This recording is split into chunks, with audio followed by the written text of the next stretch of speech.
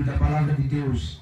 Eu gostaria de convidar a todos aqueles que me ouvem de casa, que me ouvem aqui neste lugar, para que possam prestar atenção àquilo que o Senhor Deus tem a nos dizer nesta noite. Estaremos aqui no intervalo de 2 semanas a estudar a Palavra de Deus. Eu acredito que durante esse tempo nós vamos aprender tantas coisas muito especiais, aquilo que é a vontade de Deus para as nossas vidas. Quantos nos visitam hoje? Levante a mão.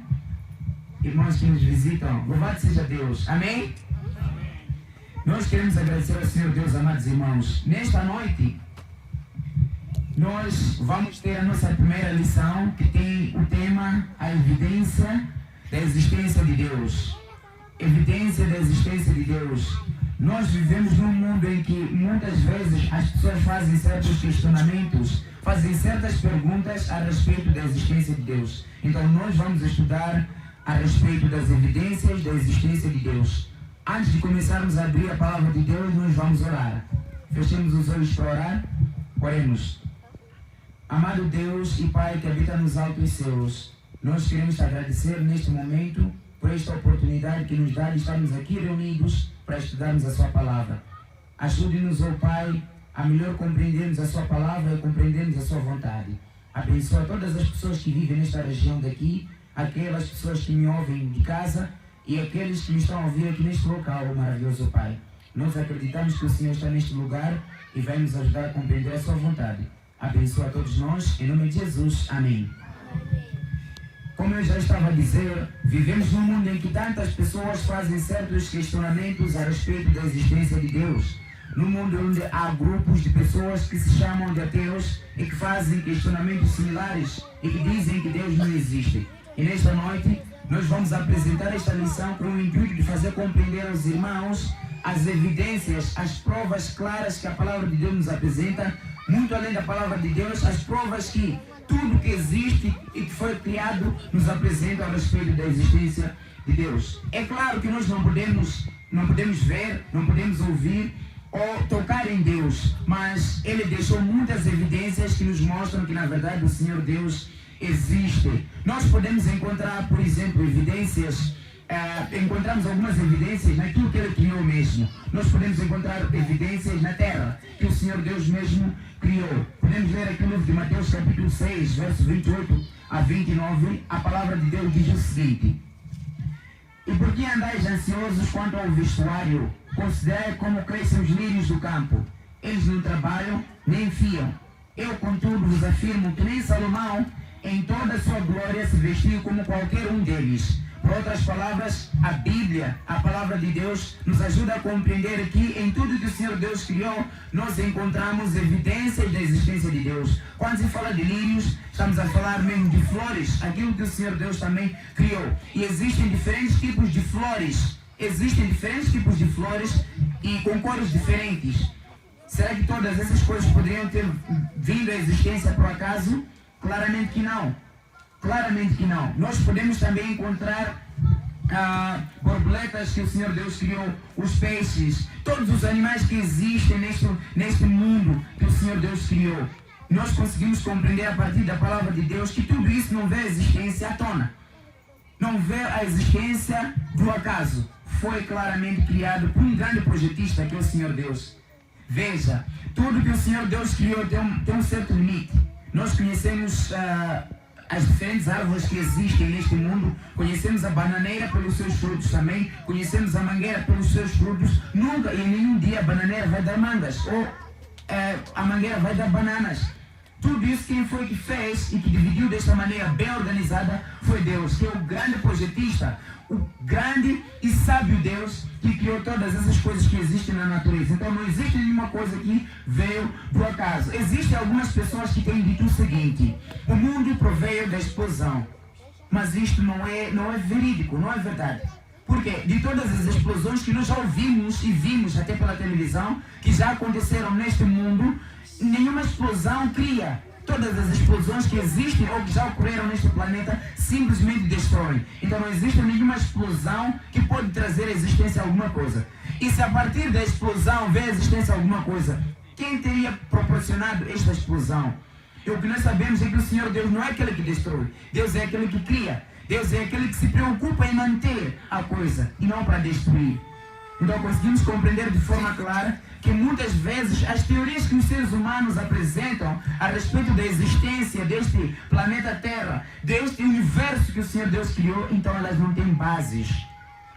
As ideias que muitas vezes as pessoas apresentam são ideias infundáveis.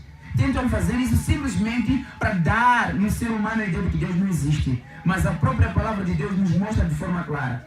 Mesmo a natureza que ela mesma criou também nos ajuda a compreender que o Senhor Deus de fato existe e Ele é o Criador de todas essas coisas. Veja como as flores são bonitas. Acham, amados irmãos, que com essa beleza toda que as flores possuem, elas surgiram do acaso? Ou surgiram por meio da explosão? Então nenhuma evidência há para poder fundamentar esta teoria do Big Bang. Essa teoria que diz que tudo veio a partir da explosão. Não existe. Essas ideias que as pessoas apresentam não têm base. Nós também encontramos outras pegadas da existência de Deus, uma outra evidência que mostra que de fato Deus existe, nos céus.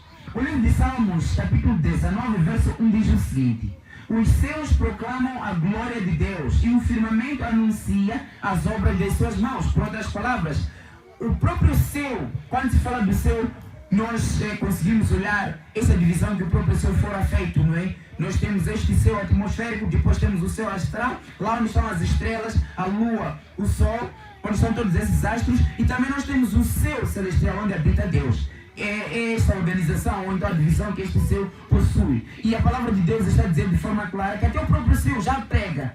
O próprio céu já mostra de forma clara que de fato foram criados por Deus. Isaías capítulo 40, verso 26 diz o seguinte: quem criou estas coisas? Aquele que faz sair o seu exército de estrelas, todas bem contadas, as quais ele chama pelos seus nomes, por ser ele grande em força e forte em poder. Nenhuma só vem a faltar. Por outras palavras, dessas inúmeras estrelas, inumeráveis estrelas que a gente consegue contemplar no céu, conseguimos compreender a partir da palavra de Deus que foi o Senhor Deus quem criou, e o próprio Deus consegue contar cada estrela. Conhece o número de todas as estrelas que existem lá no céu, e Deus conhece cada estrela com seu próprio nome. Veja quão grande e maravilhoso é este Deus. É triste ouvir homens tentarem tirar Deus do seu lugar, tentar se colocar no lugar de Deus. Eu faria até uma pergunta aos homens que dizem que Deus de fato não existe. Então o nome a quem pertence se ele não existe? Nós sabemos as coisas pelos seus nomes porque elas existem. A quem pertenceria este nome de fato? Então nós conseguimos compreender que até o próprio Senhor já prega. Veja, as estrelas são organizadas em certos conjuntos. Nós temos aquilo que poderíamos chamar de galáxias. As galáxias são organizadas até em constelações. E cada constelação tem um número determinado de galáxias, e cada galáxia tem um número determinado de estrelas. E a Bíblia diz que o Senhor Deus conhece cada estrela pelo seu próprio nome. E cada galáxia também tem o seu próprio nome. Cada constelação também com o seu próprio nome. E o Deus que criou todas essas coisas conhece tudo isto com os seus próprios nomes.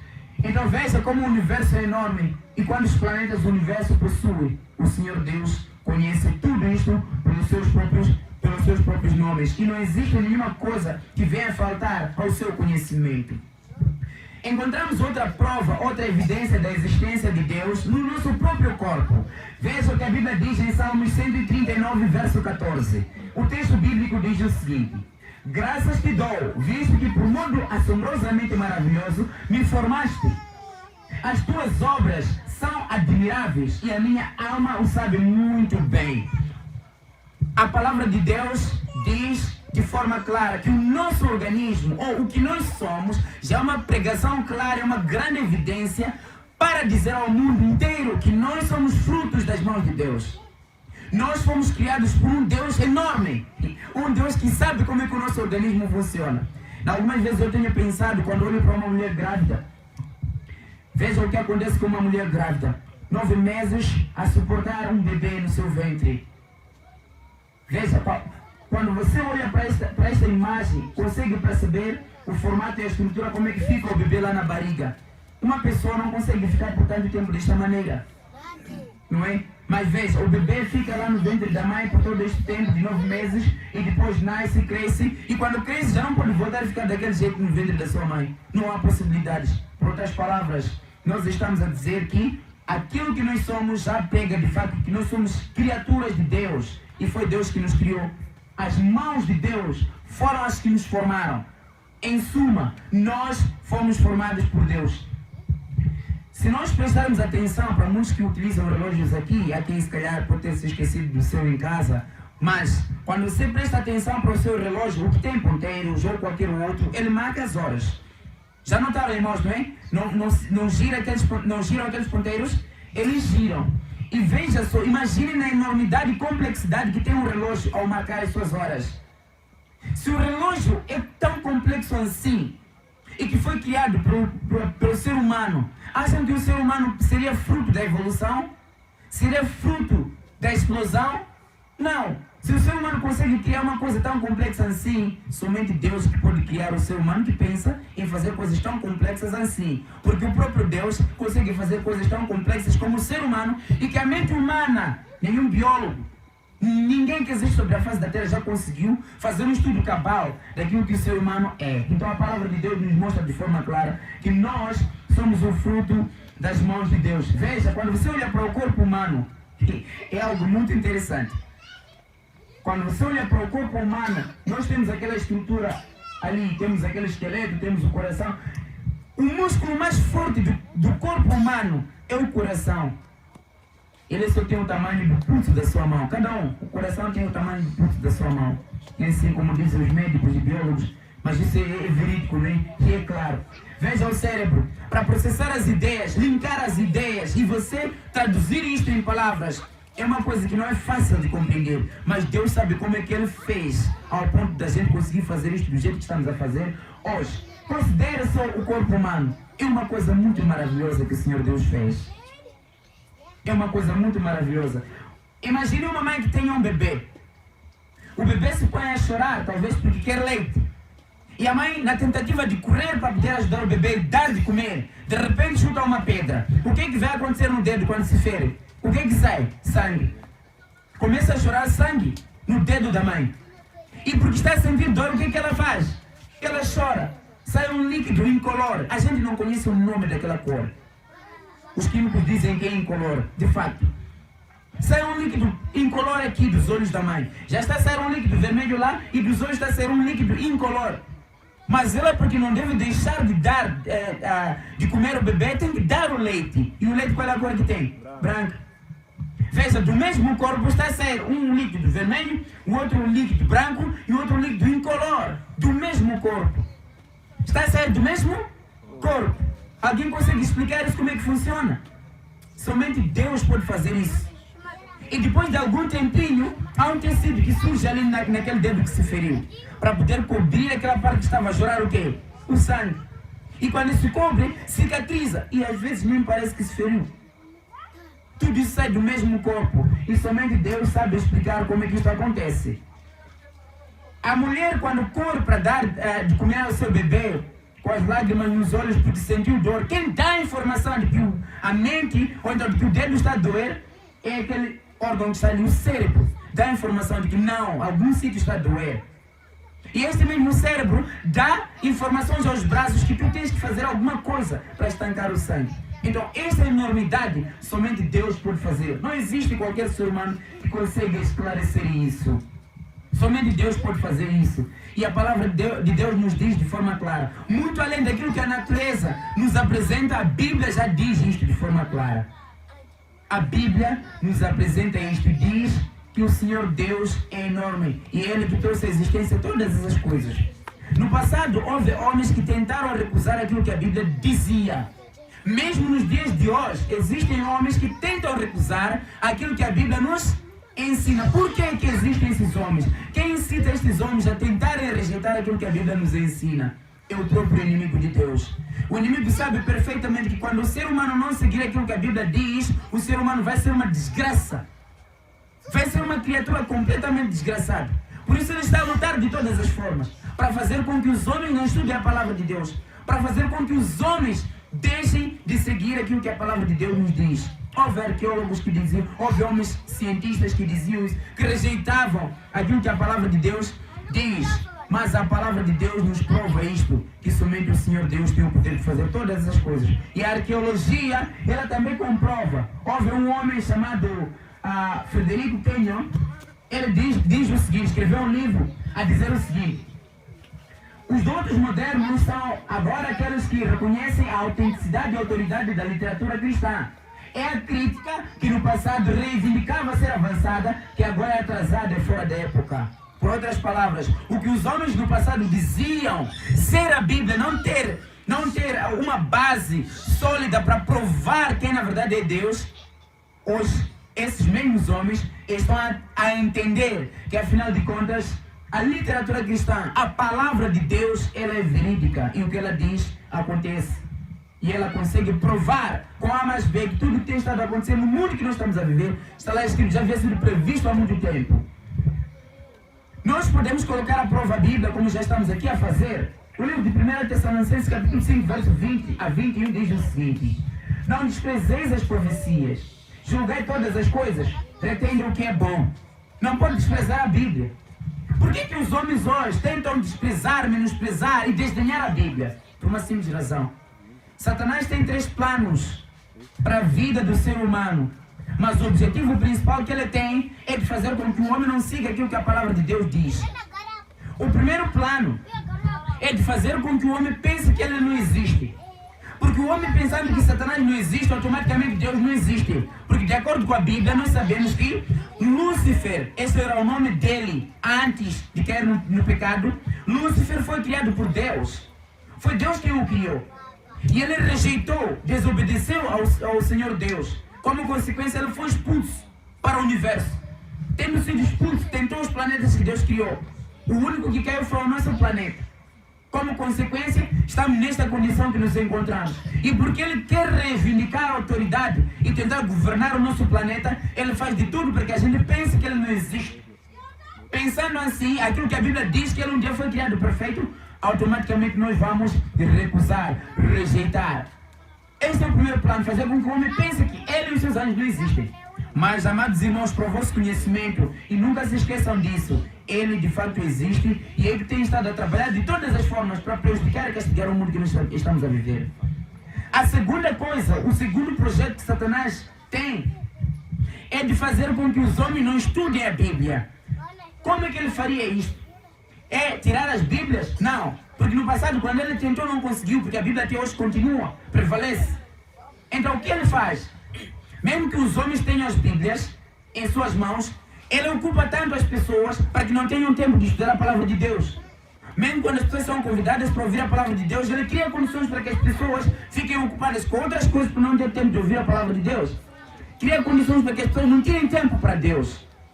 Há tantas pessoas que têm Bíblias nas suas casas, mas simplesmente não as estudam.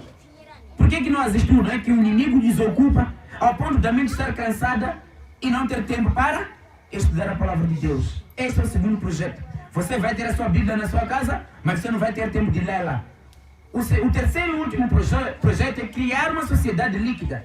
Uma sociedade de aquários sem peixe. Uma sociedade em que as pessoas aceitam tudo aquilo que é imoral. Por outras palavras, todos os valores morais são lançados por terra.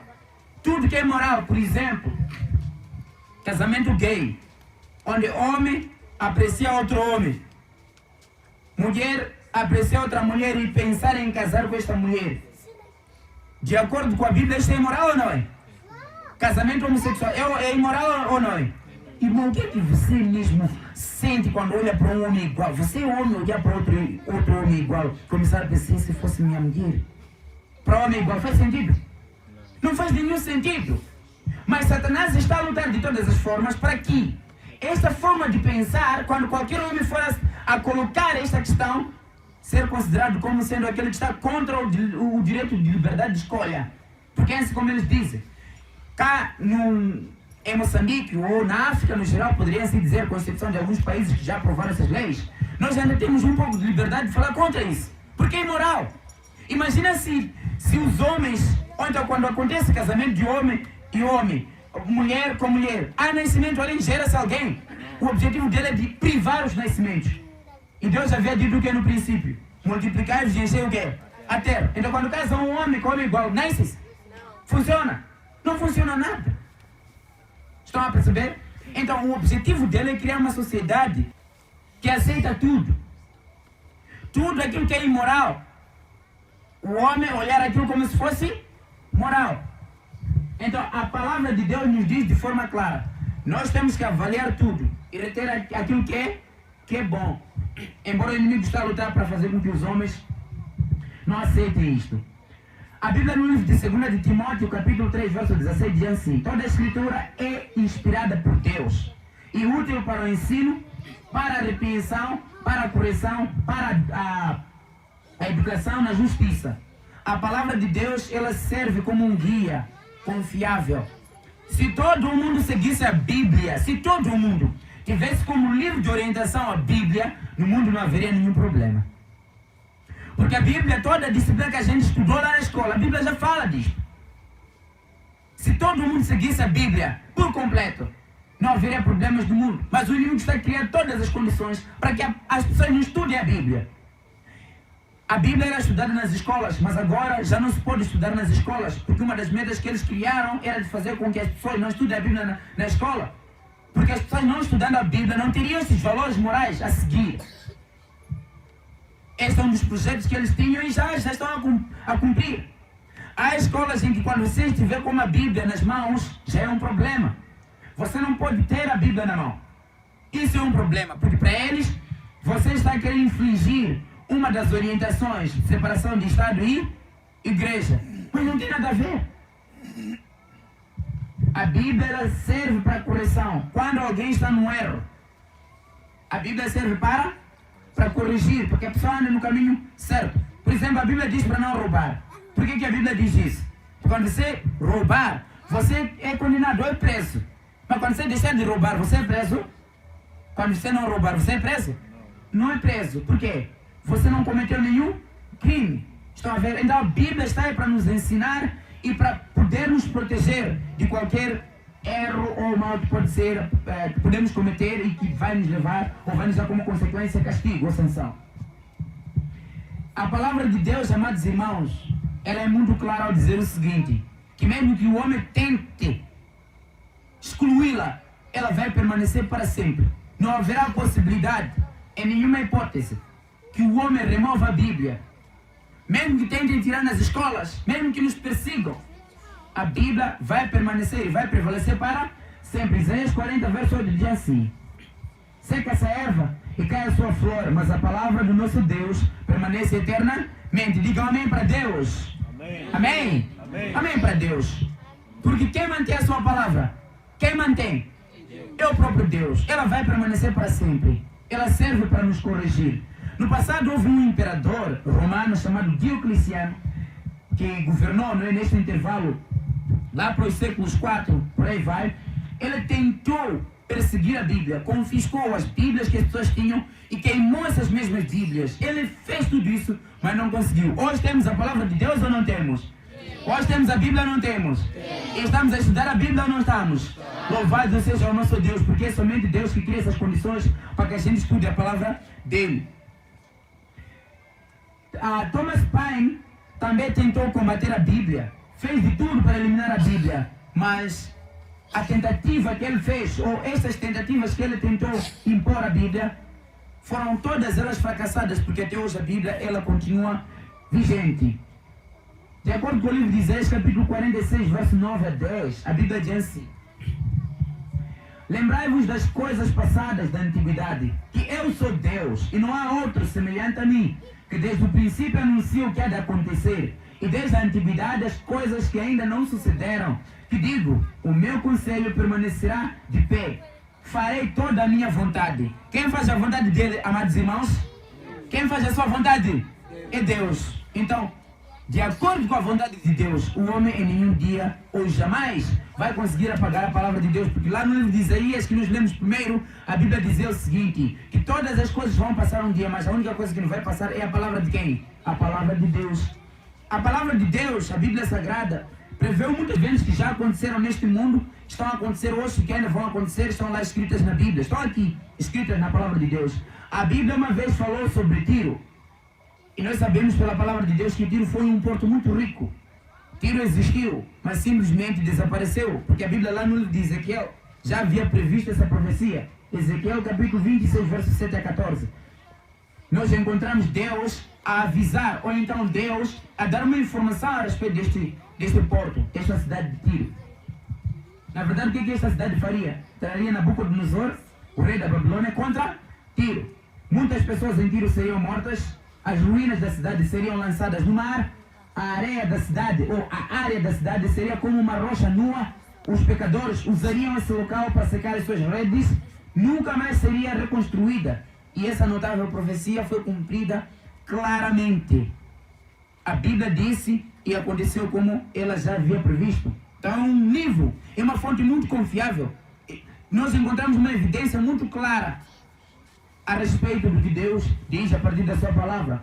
O livro de Ezequiel, capítulo 29, verso 14 até 15, fala aqui do Egito. E nós sabemos que Egito foi uma grande cidade, onde foi utilizada, Deus mesmo criou condições para que o seu povo fosse lá cativado, como forma de dar a lição àquele povo, porque muitas vezes viveu desobedecendo a Deus. Então o Egito, de fato, existiu. A Bíblia diz assim: restaurarei a sorte dos egípcios, e serão ali um reino humilde. Tornar-se-á o mais humilde dos reinos, e nunca mais se exaltará sobre as nações, porque os diminuirei para que não dominem sobre as nações. Amados irmãos, Egito no passado foi uma das grandes nações sobre a face da terra, uma das grandes superpotências na altura, mas porque Deus disse, simplesmente aconteceu. Hoje no Egito quase 70% dos egípcios são analfabetos. E o maior perigo e problema de uma nação é ter uma sociedade analfabeta. Porque quando uma pessoa é analfabeto, ou analfabeta, quer dizer, o que vai acontecer? A pessoa não estará preparada ou apta para aprender certas coisas escritas. Mas é claro, existem aqueles que simplesmente não tiveram a oportunidade de ingressar numa escola, talvez para melhorar este lado. Há pessoas que não tiveram essa oportunidade, que Deus considera, há casos que ele verifica. Mas para o caso do Egito em particular, porque foi uma nação muito orgulhosa na altura, uma nação que cativou ou que prendeu o povo de Deus, torturou o povo de Deus por 400 anos, e a Bíblia diz que o povo de Deus, de tanto sofrer, começou a chorar e a clamar por livramento. Deus, por favor. Veja, um povo que por tanto tempo foi idólatra, já havia deixado as orientações de Deus e começou a chorar porque viu que na verdade estava a sofrer. Deus, por favor, nos ajude. E graças a Deus, Deus livrou aquele povo, o seu povo. E quando o povo de Israel saiu do Egito, saiu com tudo que os egípcios tinham. Foi a partir daquele momento que o Egito ficou pobre para sempre até hoje. Hoje, crianças e mulheres são utilizadas como burros, como animais de carga. Burros, jumentos. Crianças e mulheres são usados como animais de carga. A palavra de Deus havia dito e simplesmente aconteceu assim. O livro de Isaías, capítulo 19, verso 1 diz assim: no passado o papiro crescia abundantemente ao longo do rio Nilo, porém Deus profetizou lá em Isaías que o papiro iria desaparecer, e até mesmo esse mínimo detalhe tem se cumprido. Por outras palavras, já se cumpriu. A Bíblia também falou de uma cidade que era muito orgulhosa também, chamada Petra. Então a Bíblia diz e simplesmente esta cidade foi a ruína. Foi a ruína. O livro de Jeremias, capítulo 49, verso 17 a 18, diz o seguinte: a cada semana, um jovem naquela cidade era simplesmente, uma jovem mulher era simplesmente violentada, o coração era arrancado de seu corpo vivo e oferecido ao sol. Sol é o Deus dos pagãos. Mais adiante vamos aprender um pouco sobre esta questão. Como é que o sol era considerado o Deus dos pagãos? Será que até hoje existem ainda pessoas que adoram o sol? Nós vamos aprender isso. O livro de Isaías, capítulo 34, verso 11 a 13, diz assim: o corizão e o corvo fariam nela seus ninhos e cresceriam espinhos e urtigas em seu palácio e fortalezas. O livro de Isaías já havia previsto isso e até hoje é assim. A Bíblia também falou da Babilônia, uma grande cidade, uma cidade que simplesmente também foi utilizada como centro de prisão do povo de Deus. O povo de Deus mais uma vez foi preso na Babilônia por causa de indisciplina. Não observavam, o povo de Deus não obedecia a palavra de Deus. E simplesmente o povo foi preso lá. O livro de Jeremias, capítulo 51, versos 26 a 37 diz: apesar de toda a sua pompa, na verdade, não é? pompa e glória, Deus diz assim: Babilônia se tornaria em monte ou montões de ruínas. E de fato, assim aconteceu com a palavra de Deus. Disse: nunca jamais será habitada, ninguém morará nela. O arábio não armará ali a sua tenda, nem tão pouco os pastores farão ali deitar os seus rebanhos, porém neles ou nela as feras do deserto repousarão. Isaías capítulo 13, verso 20 a 21. Então, de acordo com a palavra de Deus, amados irmãos, nós conseguimos compreender de fato que aquilo que a Bíblia disse ou diz se cumpriu, está a se cumprir e se vai cumprir com brevidade. A Bíblia também falou do povo de Israel. Quando formos a ler o livro de Levíticos, capítulo 26, verso 33 a 34, lemos o seguinte: espalhar-vos-ei por entre as nações, e desembainharei a espada atrás de vós. A vossa terra será assolada, e as vossas cidades serão desertas. E até hoje é assim. Este povo se encontra espalhado por tudo que é lado, porque a Bíblia disse, então está a se cumprir. Amados irmãos, a Bíblia tem um poder enorme de transformar o coração do ser humano. Não existe sobre a face da terra um livro capaz de transformar o coração de qualquer ser humano, além da Bíblia. Então o poder da Bíblia pode e transforma a vida do ser humano. Leve qualquer livro de filosofia, por exemplo, geografia, biologia, qualquer livro de motivação, qualquer livro que foi escrito sobre a face da terra pelo ser humano e que não teve a inspiração divina, entrega ao ser humano ou entrega a um preso. Deu e permita com que ele leia durante um ano para ver se ele pode se transformar a partir daquelas ideias científicas ou qualquer outra coisa. Podem perceber, amados irmãos, que não haverá nenhuma transformação. Mas se alguém leva a Bíblia, estuda a palavra de Deus, entende a vontade de Deus, perceberão, amados irmãos, que a pessoa pode sair de lá transformada. Porque a palavra de Deus tem o poder de transformar a vida. Romanos capítulo 1, verso 16 diz assim: pois não me envergonho do Evangelho, porque é o poder de Deus para a salvação de todo aquele que crê, primeiro do judeu, também do grego. Por outras palavras, a palavra de Deus pode transformar o coração de qualquer pessoa. Não importa o quão longe a pessoa tenha ido, como diz Isaías 1,18. Não importa. 19 diz que Deus tem o poder de transformar a vida dessa pessoa. Não importa quantos pecados a pessoa tenha cometido nesta vida, mas se observar aquilo que a palavra de Deus diz, a pessoa pode ser transformada. Cabe a pessoa entregar a vida a Jesus e ele fazer este trabalho no coração da pessoa. Então, a transformação do ser humano é a maior prova da existência de Deus. Então, quando a pessoa estuda a palavra de Deus e toma a decisão de mudar, de ter a sua vida transformada, o fato da pessoa estar transformada é a maior prova de que Deus existe. Porque o único que tem o poder de transformar a vida do ser humano é Deus. Não existe outra pessoa que tenha o poder de transformar o ser humano. Salmos 34, verso 8 diz assim: provai e vede que o Senhor é bom. Bem-aventurado o homem que nele se refugia. Bem-aventurado o homem que nele se refugia. Bem-aventurado significa mais que feliz. Então, mais que feliz é aquele homem que se refugia no Senhor. O homem que confia na palavra do Senhor Deus. O homem que a partir desta palavra consegue compreender que o Senhor Deus de fato existe. Aquele que entrega a vida a Deus para que o possa transformar.